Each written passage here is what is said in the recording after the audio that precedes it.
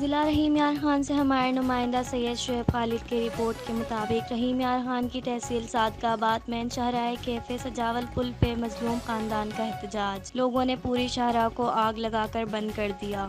صادقہ آباد کے رہائشی ندیم اور وسیم نے کم عمر بچے عدنان کو مسجد سے اٹھایا اور زیادتی کرنے کے بعد بے ہوش حالت میں پھینک کر چلے گئے۔